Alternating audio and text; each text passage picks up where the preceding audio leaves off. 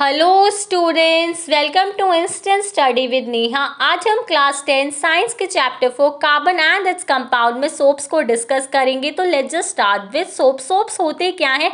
It is used as a cleansing agent, यानी कि soaps को हम वॉशिंग एंड क्लीनिंग में एज अ क्लेंजिंग एजेंट के तौर पे यूज़ करते हैं।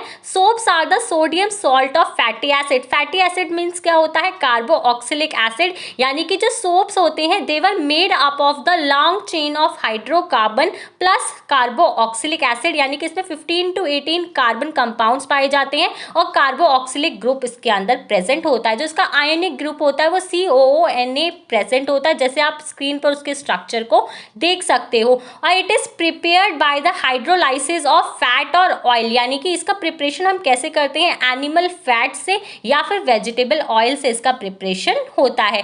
It is not suitable for washing in hard water, यानी कि हम सोप्स को हार्ड वाटर में यूज नहीं कर सकते। Soaps have week cleansing action, यानी कि अगर सोप का कंपैरिजन हम डिटर्जेंट से करें तो ये इनका जो क्लेंजिंग एक्शन होता है वो काफी वीक होता है। अब इसके बाद हम hard water and soft water पढ़ेंगे। That does not produce lather, यानी कि झाग, form with soap readily is called hard water. यानी कि जब आप पानी के अंदर सोप को यूज कर रहे हो और उसमें कोई भी झाग यानी कि फोम नहीं फॉर्म हो रहे हैं तो इसका मतलब वो वाटर कैसा कहलाएगा? हार्ड वाटर कहलाएगा। और जो सोप होते हैं वो हार्ड वाटर में इफेक्टिवली वर्क क्या है? नहीं करते हैं। हार्ड वाटर जैसे क्या हो गया? रिवर वाटर हो गया, सी वाटर हो गया। इसके बाद हम सॉफ्ट वाटर पढ़ते हैं। Water that produces foam with soap, यानी कि जब आप पानी के अंदर सोप को यूज कर रहे हो और उसमें लेदर का फॉर्मेशन हो रहा है तो हम उसको सॉफ्ट वाटर क्या है बोलेंगे। जैसे आप स्क्रीन पर देख सकते हो, जो सॉफ्ट वाटर होता है उसके अंदर झाग बने और जो हार्ड वाटर उसमें झाग नहीं बने, उसमें स्कम का फॉर्मेशन होता है।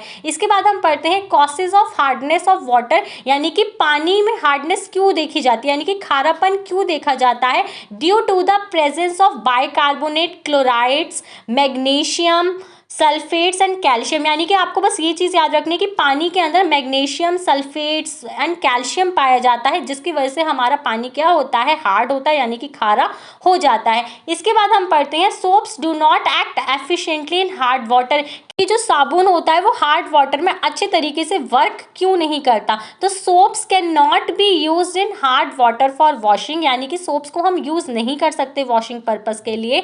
The reason being that the Ca2+ and Mg2+ ion present in hard water, hard water के अंदर कैल्शियम एंड मैग्नीशियम के आयंस क्या होते हैं? प्रेजेंट होते हैं, जो कि क्या करते हैं? सोप के साथ रिएक्ट करते हैं तो वो कर्डी वाइट पर्सिपिटेट, यानी कि स्कम का क्या करते हैं? फॉर्मेशन करते हैं। हम इसकी रिएक्शन देखते हैं। 2C17H35COONA, इसको हम सोडियम स्टीरेट यानी कि सोप बोलते हैं। जब वो कैल्शियम क्लोराइड यानी कि CaCl2 जो कि हार्डनेस ऑफ वाटर होती है उसके साथ रिएक्ट करता है तो हमें क्या मिलता है? C17H35COO की होल पावर 2 Ca-, यानी कि ये क्या करता है? स्कम, यानी कि इसको हम कैल्शियम स्टीरेट भी क्या है बोलते हैं। जैसे आपने देखा होगा हम हार्ड वाटर में जब सोप को यूज करते हैं तो हमें कुछ फटाफटा यानी कि कुछ कर्डी देखने को मिलता है, जिसको हम स्कम क्या है बोलते हैं। प्लस 2 NaC, सोडियम क्लोराइड भी उसके साथ क्या होता है? रिलीज होता है।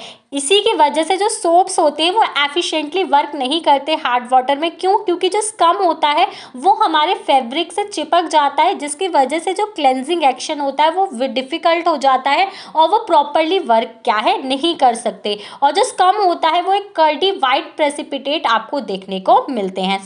इसके ऊपर चैप्टर के ऊपर मैंने और भी वीडियोज़ बनाई है, मैं डिस्क्रिप्शन में दे दूंगी तो आप वो जाकर देख सकते हैं। If you have any doubt, let me know in the comment section. For more such videos, please subscribe my channel and thanks for watching.